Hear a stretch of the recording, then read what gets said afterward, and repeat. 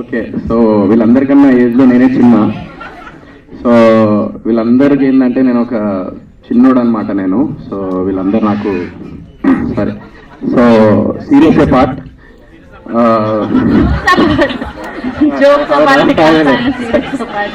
Serious అనుకున్నా నేను కాదా. ఓకే,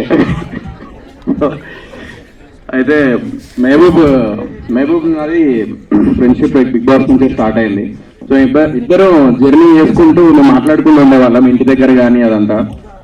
ఎందుకంటే ఒక రియాలిటీ షో నుంచి ఒక సినిమా ఇండస్ట్రీలో ఎంటర్ అవ్వాలన్నా లేకపోతే ఏదైనా సాధించాలన్నా చాలా అంటే ఆల్రెడీ సినిమాలో ఉన్న వాళ్ళు, డైరెక్ట్ సినిమాల్లో వచ్చిన వాళ్ళు కొంచెం కష్టపడితే దీని సినిమా రికగ్నైజేషన్ అనేది వస్తూ ఉంటుంది. బట్ రియాలిటీ షో నుంచి మేము సినిమాల్లో ఎంటర్ అవ్వాలంటే చాలా కష్టపడాలి, దానికి రెండింతలు ఇంకా ఎక్స్ట్రా కష్టపడాలి.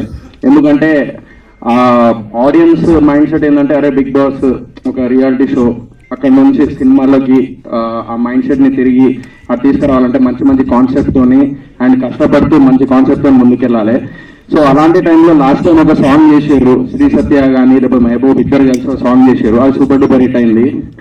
సో విజువల్ పరంగా అయితే అప్పుడు ఇరగదీశారు. సో ఎప్పుడైతే నాకు ల్యాప్టాప్లో తీసుకొచ్చి నాకు చూపెట్టిండో ఈ సాంగ్, నేను అసలు మైండ్ అంతా మింగింది. సో ఏం అర్థం కాలే. సో ఆ టైంలో అరే ఇది ఎట్లా చేసినారా నువ్వు, అసలు ఇంత ఘోరంగా ఉన్నావు నువ్వు, ఇంత సైతాన్ లెక్క ఉన్నావేంద్ర నువ్వు, దయ్యం ఉన్నావేంద్ర నువ్వు అని అన్నా. ఎందుకంటే అంత ఘోరంగా పనిచేస్తాడు ఆడు వర్క్ విషయంలో.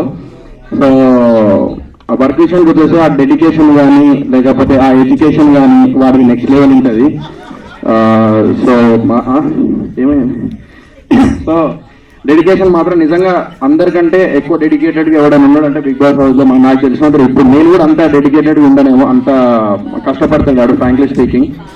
సో వాడు ఇప్పుడు సినిమా కూడా ప్లాన్ చేస్తున్నాడు అని చెప్పొద్దన్నాడు, బట్ నేను చెప్తున్నా, బట్ చెప్పాను నేను ఇప్పుడు అది.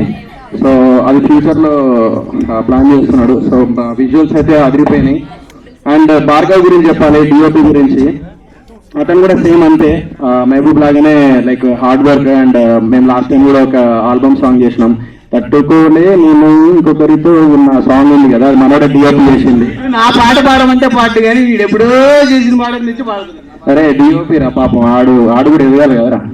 సో 20 million దాకా వచ్చింది కదా. సో అప్పుడు అతను విజువల్స్ చూసే మేము అసలు హ్యాపీ ఫీల్ అయినాం. ఫస్ట్ మేమిద్దరం చేసింది రాహుల్ అన్న పాడిన సాంగ్ నాటు సాంగ్ ఉంది కదన్న.